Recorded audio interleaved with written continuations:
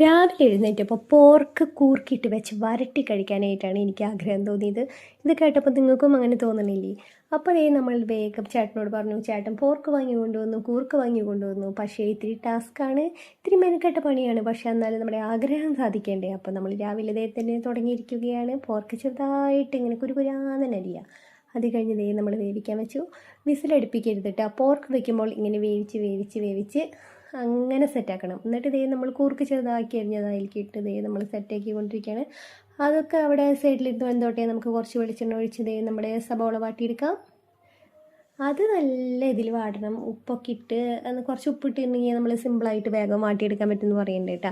അപ്പോൾ നമ്മുടെ അപ്പുറത്ത് നമുക്ക് സൈഡിൽ കൂടെ പണിയുണ്ടെന്ന് വെച്ചിട്ടുണ്ടെങ്കിൽ ഇപ്പം നമുക്ക് പാത്രം കഴുകില്ല, അങ്ങനെ ചെറിയ ചെറിയ പരിപാടികളായിട്ട് നമുക്ക് അടുക്കളയിൽ നിൽക്കാം. അല്ലെങ്കിൽ ചിലപ്പോൾ അടുപ്പത്തിരിക്കുന്ന സംഭവം കരിഞ്ഞു പോകും കേട്ടോ.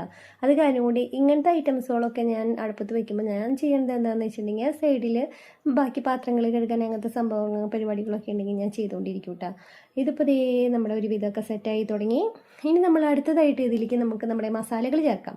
മുളക് പൊടി, മല്ലിപ്പൊടി, മഞ്ഞൾപ്പൊടി, മസാല, കുരുമുളക്, അങ്ങനത്തെ ഐറ്റംസുകൾ നിങ്ങൾക്ക് മസാലകൾ ഏതൊക്കെ ഇഷ്ടമെന്ന് വെച്ചിട്ടുണ്ടെങ്കിൽ ഒരു ഇത് നമ്മൾ ചേർക്കുക. പിന്നെ ഞാൻ വേറെ മീറ്റ് മസാലകളൊന്നും ഞാൻ ഇതിൽ യൂസ് ചെയ്യണില്ല കേട്ടോ.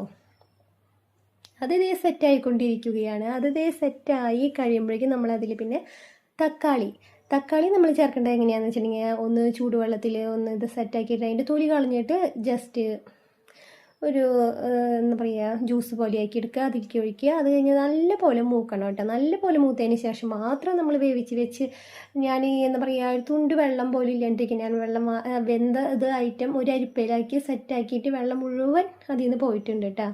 വെന്ത വെള്ളം മുഴുവൻ പോയിട്ടുണ്ട് പോർക്കിൻ്റെ. അപ്പോൾ അത് ഇതിലിട്ടു. ഇനി നമുക്കിതിങ്ങനെ വരട്ടിയെടുക്കാം. അപ്പോൾ ഞങ്ങൾക്ക് വട്ടയപ്പത്തിൻ്റെ ബിസിനസ്സാണെന്ന് അറിയാലോ. അപ്പോൾ ഞാൻ എന്ത് ചെയ്തു, ഇങ്ങനെ ഇറച്ചിയൊക്കെ വെക്കുന്നുണ്ടെങ്കിൽ ഞാൻ വട്ടയപ്പം മാറ്റി വെച്ചിട്ടുണ്ടാവും. അത് മുറിച്ച് കഷ്ണങ്ങളാക്കി വെച്ചു. എൻ്റെ ഫേവറേറ്റ് കൂർക്കും പോർക്കും വരട്ടിയത് അതിലിട്ടിരിക്കുകയാണ് ഗൈസ്. അത് കഴിഞ്ഞ് നമുക്ക് അതിൻ്റെ ടേസ്റ്റ് നോക്കാം. ഇതങ്ങോട്ട് വന്ന് നമ്മൾ ഇത്രയും കഷ്ടപ്പെട്ട